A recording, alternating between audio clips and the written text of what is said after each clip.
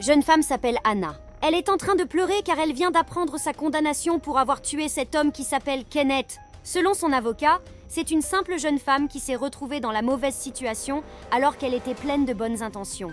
Mais alors, comment en est-elle venue à ôter la vie d'une personne et écoper d'une peine aussi importante au moment des faits? Anna n'était âgée que de 21 ans. Elle est originaire de Géorgie. Ses parents sont Rickey et Margaret. Elle a suivi des études de justice criminelle dans une université et travaillait en tant qu'agent de sécurité qui lui donnait la permission de détenir une arme. Elle est décrite par ses proches comme une fille très gentille et pleine d'une passion qui aime les animaux et les enfants et n'aurait aucun problème avec le racisme. Néanmoins, l'affaire dans laquelle elle se retrouve mêlée semble remettre en question cette perception que ses amis ont d'elle. En fait, le 7 mai 2019, vers 18h15, alors qu'Anna était au volant de sa voiture, elle a assisté à un accident de voiture impliquant Kenneth.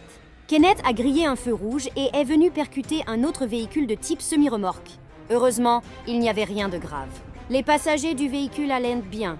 Kenneth est sorti de son véhicule en étant très désorienté. D'après des témoins, la police a été contactée. Mais au bout de 20 minutes, la police n'était toujours pas là. Anna a donc décidé de les rappeler par la suite. Un autre témoin a rappelé la police pour leur indiquer que personne n'était venu. C'est alors que Kenneth a décidé de s'éloigner du lieu de l'accident. Mais Anna s'est mise à le poursuivre pour prendre en photo son permis de conduire. Anna pensait qu'il était totalement ivre et elle s'est mise à le suivre. Pendant plus d'1 kilomètre, elle a bloqué le véhicule de Kenneth avec son véhicule en lui rentrant dedans. Elle est sortie par la suite de son véhicule à une arme à la main et une dispute a éclaté. Et malheureusement, ça a fini en drame.